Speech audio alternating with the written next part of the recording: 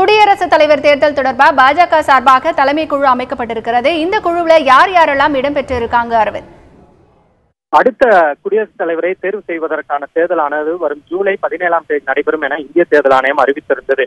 இந்நிலையில் பாஜகவை பொறுத்தவரை குடியரசுத் தலைவர் தேர்தலில் வேட்பாளர் யார் என்பதை முடிவு செய்வதற்காகவும் இந்நிலையில் இது தொடர்பாக எதிர்க்கட்சிகளுடன் பேசுவதற்காகவும் ஒரு உயர்மட்ட குழுவானது தற்போது அமைக்கப்பட்டுள்ளது. பாஜகவின் தேசிய தலைவர் அமித்ஷா இந்த குழுவை அறிவித்திருக்கிறார். இந்த குழுவில் மொத்தம் 3 மூத்த அமைச்சர்கள் இருக்கிறார்கள். முதலாவதாக மத்திய உள்துறை அமைச்சர் ராஜ்நாத் சிங், மத்திய நிதித்துறை அமைச்சர் அருண்ஜேட்லி, அதே போல மத்திய அமைச்சர் வெங்கையா நாயுடு உள்ளிட்ட 3 மூத்த மத்திய அமைச்சர்கள் இந்த குழுவில் இடம்பெற்றிருப்பதாக பாஜகவின் தேசிய தலைவர் அமித்ஷா தற்போது அறிவித்திருக்கிறார். இந்நிலையில் எதிர்க்கட்சிகளை பொறுத்தவரை முதலாவதாக அரசு இந்த தேர்தலில், அதாவது குடியரசுத் தலைவர் தேர்தலில் எந்த மாதிரியான நிலைப்பாட்டை எதிர்த்து இருக்கிறது, அதனை தொடர்ந்து தங்களுடைய தரப்பு வேட்பாளர் யார் என தாங்கள் அடுத்த கட்டமாக முடிவு செய்ய இருப்பதாக தெரிவித்துள்ளனர். இந்நிலையில் பாஜக தரப்பில் முதற்கட்டமாக 3 மூத்த அமைச்சர்கள் கொண்ட ஒரு குழுவை தற்போது அமைக்கப்பட்டுள்ளது. இந்த குழுவானது யார் பாஜகவின் தரப்பில், அதாவது பாஜக தலைமையிலான தேசிய ஜனநாயக கூட்டணி தரப்பில் யார் குடியரசுத் தலைவர் வேட்பாளர் என்பதை இறுதி செய்வார்கள். அதனைத் தொடர்ந்து இந்த வேட்பாளரை அனைத்து எதிர்கட்சிகளும், அனைத்து நாட்டில் உள்ள அனைத்து கட்சிகளும் ஆதரவு அளிக்கும் வகையில் ஒரு பொது வேட்பாளராக ஒரு கன்சென்சஸ் ஏற்படுத்துவதற்காக எதிர்கட்சிகளுடனும் இதே குழு பேசுவார்கள் என இங்குள்ள தகவல்கள் தெரிவிக்கின்றன. அரவிந்த், இப்போ பாஜக சார்பில் குடியரசுத் தலைவர் வேட்பாளராக யாரை நிறுத்துவதற்கான வாய்ப்புகள் அதிகம் இருக்கு? பாஜகவை பொறுத்தவரை தற்போது டெல்லி வட்டாரங்களில் 2 பெயர்கள் அடிபடுகின்றன. ஒன்றாவது திரௌபதி முர்மு, இவர் ஆளுநராக இருக்கிறார்.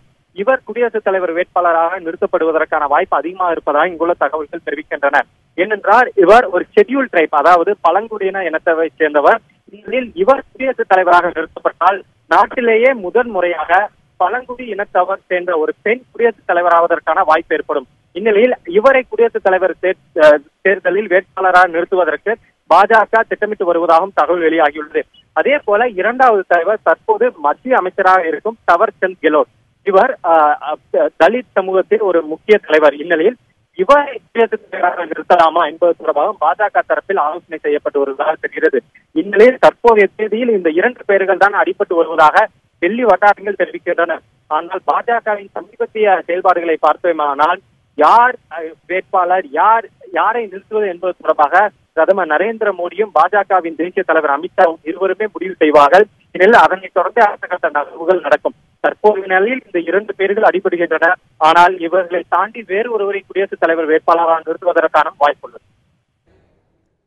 அரவிந்த், இப்போ எதிர்க்கட்சி சார்பாக யாரை வேட்பாளராக நிறுத்துவதற்கான வாய்ப்புகள் இருக்கிறது? எதிர்கட்சிகளை பொறுத்தவரை முதலாவதாக எதிர்கட்சிகளின் ஒரு 2 வாரங்களுக்கு முன்பாக அனைத்து எதிர்கட்சிகள் தலைவர்களான கூட்டத்தை காங்கிரஸ் கட்சியின் தலைவர் சோனியா காந்தி கூட்டியிருந்தார். இந்த கூட்டத்தில் பல்வேறு எதிர்கட்சி தலைவர்களும் பங்கேற்றிருந்தனர்.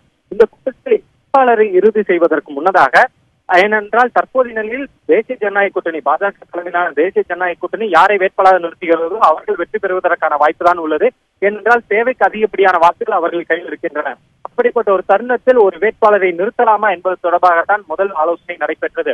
இந்நிலையில் தற்போது பாஜக தரப்பில், தேசிய ஜனநாயக கூட்டணி தரப்பில் அனைவரும் ஏற்றுக்கொள்ளக்கூடிய ஒரு வேட்பாளர் நிறுத்தாவிட்டால், அவர்கள் தரப்பிலே சுயமாக அவர்களாகவே முடிவு செய்து ஒரு வேட்பாளரை நிறுத்தினால், அப்படிப்பட்ட ஒரு தருணத்தில் எதிர்க்கட்சிகள் அனைவரும் ஒன்றாக இணைந்து ஒரு வேட்பாளரை நிறுத்தலாம் என முடிவு செய்திருக்கிறார்கள். குறிப்பாக முதலாவதாக பாஜக, மத்தியில் ஆளும் பாஜக தலைமையிலான தேசிய ஜனநாயக கூட்டணி இந்த விவகாரத்தில், இந்த தேர்தலில் ஒரு முடிவு இருக்கட்டும். அதனைத் தொடர்ந்து அவர்கள் தரப்பில் அடுத்த கட்டமாக நகர்வுகளை மேற்கொள்ளலாம் என ஆலோசித்து வருகிறார்கள். அவர்கள் தரப்பில் காந்தியோட பேரனான கோபால் கிருஷ்ண காந்தியை வேட்பாளராக நிறுத்தலாமா என்பது தொடர்பாகவும் ஆலோசனை நடைபெற்று வருகிறது.